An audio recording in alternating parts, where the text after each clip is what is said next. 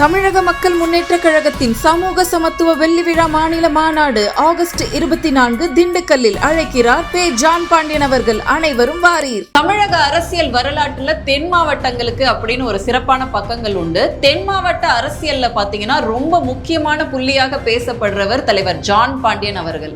இவருடைய அரசியல் அனுபவம் அப்படிங்கிறது கிட்டத்தட்ட 50 ஆண்டு காலம். இவங்க நாளைக்கு ஞாயிற்றுக்கிழமை தென் மாவட்டத்துல திண்டுக்கல்ல ஒரு மாநாடு வச்சிருக்காங்க. சமூக சமத்துவ மாநில மாநாடு. அது இவங்க கட்சி ஆரம்பிச்சு கிட்டத்தட்ட 25 வருஷம் ஆக போகுது. இந்த மாநாடு குறித்த விவரங்களை தான் இந்த காணொலியில பார்க்க போறோம். வணக்கம், நான் லோகேஸ்வரி.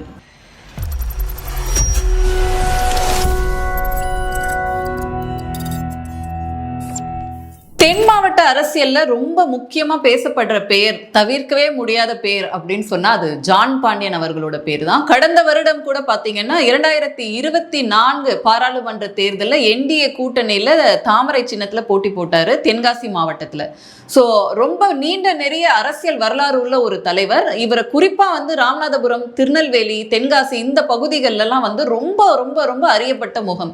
ஒரு பட்டியல் சமூகத்தின் தலைவர் முகமாக இருக்கிறாரு. இன்னும் சொல்ல போனா இவர் தான் முதல்ல பட்டியல் சமூகத்திலிருந்து உருவான தலைவர். ஏன்னா அந்த காலத்துல நடந்த அடக்குமுறைகள் 90கள்ல ஜான் பாண்டியன் அவர்கள் கிராமப்புறங்கள்ல போறாரு தென் மாவட்டங்கள்ல அப்படின்னா அவ்வளோ ஒரு ஃபேன் ஃபாலோயிங் ஜான் பாண்டியன் அவர்களுக்கு இருந்திருக்கு. ஸோ அப்படி ஒரு பிரபலமான முகம். இவர் எடுத்த போராட்டம் அப்படிங்கிறது லேஸ்பட்ட விஷயம் கிடையாது. இவருக்காக உயிரை விட்டவங்க நிறைய பேர் உண்டு ராமநாதபுரம் மாவட்டத்துல. ஸோ நம்மளுமே எலெக்ஷன் களத்துல பயணத்தை உற்று நோக்கி இருக்கோம். இவருடைய அரசியல் அனுபவம் அப்படிங்கிறது கிட்டத்தட்ட 50 வருஷம் இவருடைய அரசியல் வாழ்க்கை அப்படிங்கிறது. இவங்க முத பாமகவோட இணைஞ்சு பயணம் பண்றாரு. அதுக்கு முன்னாடியே தேவேந்திர குல வேளாளர் சமூகத்துக்குன்னு தனியா ஒரு அமைப்பு வச்சிருந்து அந்த அமைப்பு மூலமா தான் இவரோட அரசியல் பயணமானது தொடங்குது. இவர் தென் மாவட்டங்கள்ல நடந்த ஜாதிய அடக்குமுறைகள், ஆதிக்க சக்திகளால ஏற்பட்ட வன்முறைகள் எல்லாம் பாத்தீங்கன்னா இவர் குரல் கொடுத்து அவங்க மக்களுக்கு தோளோட தோள் நின்ற ஒரு பெரும் தலைவரா இன்னைக்கும் அந்த மாவட்டங்கள்ல கொண்டாடப்படுறாரு. என்னதான் இவருக்கு அரசியல் அங்கீகாரம் இன்னும் கிடைக்கல அப்படின்னாலும் இன்னைக்கும் ஜான் பாண்டியன் அவர்கள் ஒரு மாவட்டத்துக்குள்ளேயோ இல்ல ஒரு கிராமத்துக்குள்ளேயோ போறாரு அப்படின்னா அவரை பார்க்க அலையலையா கூட்டம் வரதை பார்க்கிறோம். குறிப்பா இந்த தேவேந்திர குல வேளாளர் சமூகத்துக்கு இவர் ஹீரோவா தான் காட்சி அளிக்கிறார் அப்படின்னு சொல்லலாம். இவருடைய பேச்சுக்கு அவ்வளோ ஃபேன் ஃபாலோவிங் இருக்கும். இந்த ஜான் பாண்டியன் அவர்கள் சரியா 2000 அந்த ஆண்டுல கட்சியை துவங்குறாரு. பாமகவோட ஏற்பட்ட கருத்து மோதல் காரணமாகத்தான் நான் கட்சி ஆரம்பிச்சேன் அப்படின்னு சொல்லி பல இடங்கள்ல அவர் சொல்லியிருக்காரு. அவரோட கட்சி பேர் தமிழக மக்கள் முன்னேற்ற கழகம். இந்த கட்சி ஆரம்பிக்கப்பட்ட நோக்கமே என்ன அப்படின்னா தேவேந்திர குல வேளாளர் மக்களுக்கு ஒரு அரசியல் குரலாக ஒலிக்கணும் அப்படின்றதான் ஜான் பாண்டியன் அவர்களுடைய நீண்ட நாள் கோரிக்கையா இன்னைக்குமே இருந்துட்டு வருது. ஸோ என்டிஏல ஒரு லாங் லாஸ்டிங் பார்ட்னரா இவர் இருந்திருக்கார். ஏன்னா 21 தேர்தலையும் என்டிஏல தான் இவர் போட்டிட்டு இருக்காரு. அதுல ரெட்டை இலையில எக்மோர் தொகுதியில இவர் போட்டிட்டாரு. ஸோ அதுக்கப்புறம் 24 தென்காசி மாவட்டத்துல தாமரை சிம்பல்ல இவர் போட்டிட்டு இருக்காரு. ஸோ தொடர்ந்து என்டிஏல இவர் பயணம் பண்ணிட்டு இருக்காரு. குறிப்பா பிரதமர் மோடி மேல ஒரு தனி அன்பு ஜான் பாண்டியன் அவர்களுக்கு இருக்கிறத நம்ம பார்க்க முடியும். ஏன்னா நிறைய இடத்துல மோடி அவர்களை பத்தி ரொம்ப பெருமையா பேசியிருப்பாரு. அதுக்கு காரணம் என்ன அப்படின்னா 7 ஜாதிகளையும் ஒன்னா சேர்த்து தேவேந்திர குல வேளாளர்கள் அப்படின்ற பட்டம் மோடி அவர்களால் தான் சாத்தியமாச்சு அப்படின்ற ஒரு பெரும் அன்பு அவர் மேல இருக்கு. ஊழலற்றவர் அப்படின்னு நிறைய இடத்துல கோட் பண்ணியிருப்பாரு ஜான் பாண்டியன் அவர்கள்.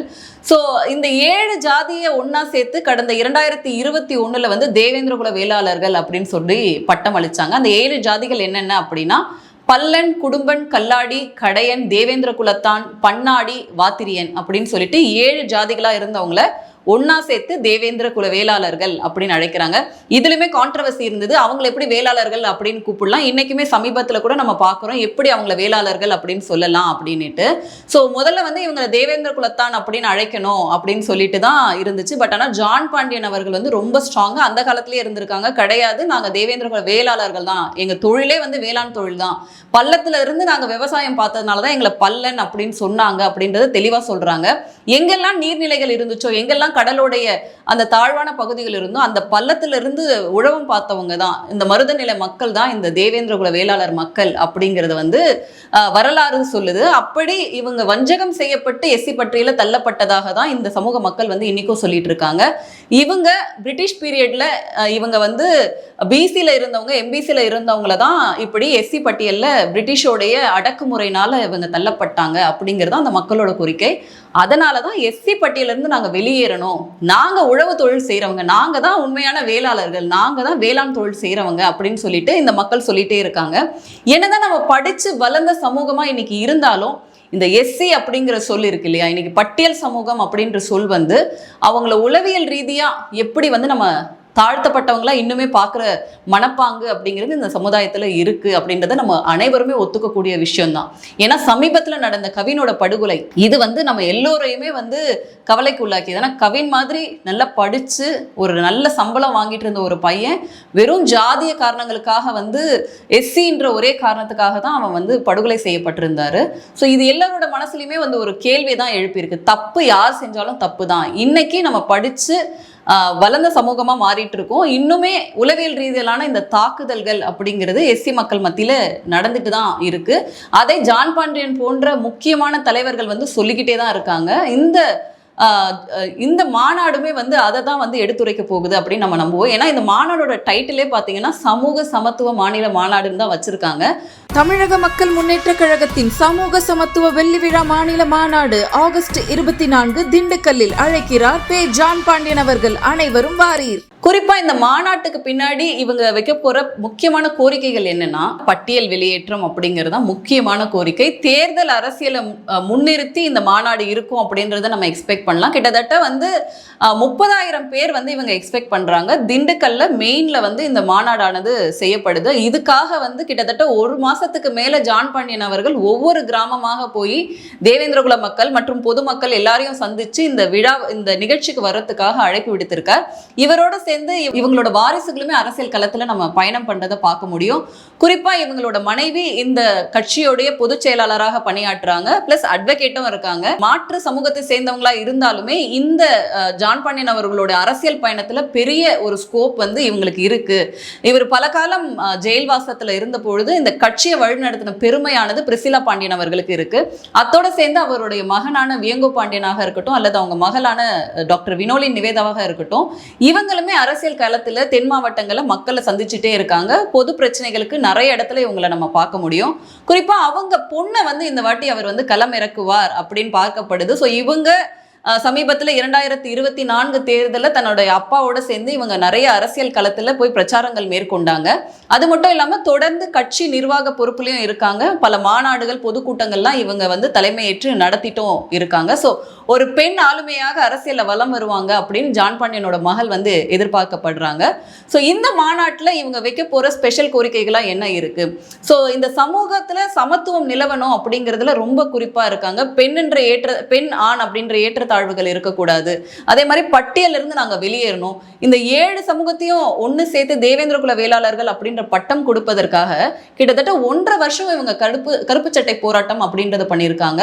அது மட்டும் இல்லாம பரமக்குடியில இவருக்கான ஒரு ரசிகர் மன்றமே இருக்கு அப்படின்னு சொல்லலாம். அந்த அளவுக்கு இந்த மக்கள் வந்து ஜான் பாண்டியன் அவர்கள் மேல நம்பிக்கை வைக்கிறாங்க. இன்னைக்கு என்னதான் சோசியல் மீடியா அதெல்லாம் வளர்ந்து பல தலைவர்கள் வந்தாலுமே ஜான் பாண்டியன் அவர்களுக்கு அப்படிங்கும் பொழுது எல்லோருக்கிட்டையும் ஒரு நல்ல பேரை சம்பாதிச்சிருப்பாரு. நீங்க தென் மாவட்டங்கள்ல போயிட்டு நீங்க மாற்று சமூகத்தில் போய் கேட்டீங்கன்னா ஜான் பாண்டியன் அவர்களை பத்தி என்ன சொல்லுவாங்க, அவர் அப்பா ரொம்ப நல்லவர், கோக்காரர் அப்படின்னு சொல்லுவாங்க. ஸோ நம்மளுமே சில சர்வே எல்லாம் பண்ணும் பொழுது இவரை பத்தின நல்ல அபிப்பிராயங்கள் சொல்லியிருந்தாங்க.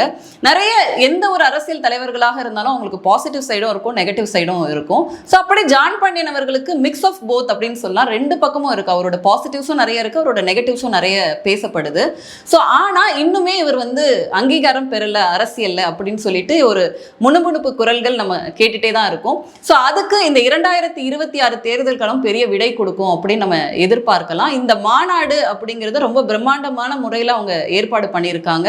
அவங்களோட கட்சியை அடுத்த கட்டம் கொண்டு போறதுக்கான முயற்சிகளும் ஏற்படுத்துறாங்க. நம்ம இப்ப பேசுற நேரத்துல வந்து பாத்தீங்கன்னா கிருஷ்ணசாமி மகன் மற்றும் ஜான் பாண்டியன் மகள் வந்து ஸ்ரீவில்லிபுத்தூர்ல போட்டி போடுவாங்க. இவங்களுக்கு மத்தியில கடுமையான போட்டிகள் நிலவுது அப்படின்ற ஒரு பேச்சும் அடிப்படுது. ஸோ எங்கெல்லாம் வந்து தேவேந்திரகுல மக்கள் அடர்த்தியா வாழ்றாங்களோ அங்க வந்து தலைவர்கள் போட்டி போடுறது அப்படின்றது இயல்பான ஒரு விஷயம். ஸோ எது எப்படியோ இந்த மாநாடு மூலமாக தமிழக மக்கள் முன்னேற்ற கழகம் அரசியல் களத்துல ஒரு பெரிய தாக்கத்தை உருவாக்கணும் அப்படின்னு எதிர்பார்க்கிறாங்க. ஜான் பாண்டியன் போன்ற அரசியல் வரலாறு, நீண்ட நெடிய அரசியல் வரலாறு இருக்கிறவங்க சட்டமன்றத்துல குரலாக ஒலிக்கணும், அந்த மக்களோட குரலாக ஒலிக்கணும்னு நினைக்கிறாங்க. அதோட சேர்த்து எப்படி இந்த 7 பிரிவுகளுக்கும் தேவேந்திரகுல வேளாளர் அப்படின்ற ஒரு பட்டத்தை பெற்றுக் கொடுத்தாங்களோ அதே மாதிரி எஸ்சி பட்டியல்ல இருந்து நாங்க வெளியேற்றம் பெற்றே தீர்வோம் அப்படின்ற ஒரு குறிக்கோளை வச்சிருக்காங்க இந்த தமிழக மக்கள் முன்னேற்ற கழகத்தை சேர்ந்தவர்கள். இப்படி தொடர்ந்து பல அரசியல் கட்சிகள் தமிழ்நாட்டுல பல மாநாடுகள் நடத்தி மக்களை சந்திச்சுட்டே இருக்காங்க, மக்களோட தேவைகள் என்னென்னு பார்த்துட்டே இருக்காங்க. இப்ப நடக்கக்கூடிய இந்த திமுகவோட ஆட்சியை வீட்டுக்கு அனுப்பணும் அப்படின்னு சொல்லிட்டு எதிர்கட்சியில இருக்கக்கூடியவங்க மும்முரமாக களத்துல வேலை செய்யறாங்க, மக்களோட பிரச்சனையை கையில எடுக்கிறாங்க.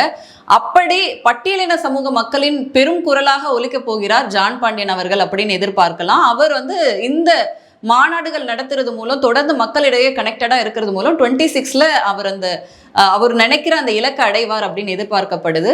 ஸோ மீண்டும் வேறொரு காணொலியில நான் சந்திக்கிறேன். நன்றி, வணக்கம். தமிழக மக்கள் முன்னேற்ற கழகத்தின் சமூக சமத்துவ வெள்ளி விழா மாநில மாநாடு ஆகஸ்ட் 24 திண்டுக்கல்லில் அழைக்கிறார் பே. ஜான் பாண்டியன் அவர்கள். அனைவரும் வாரீர்.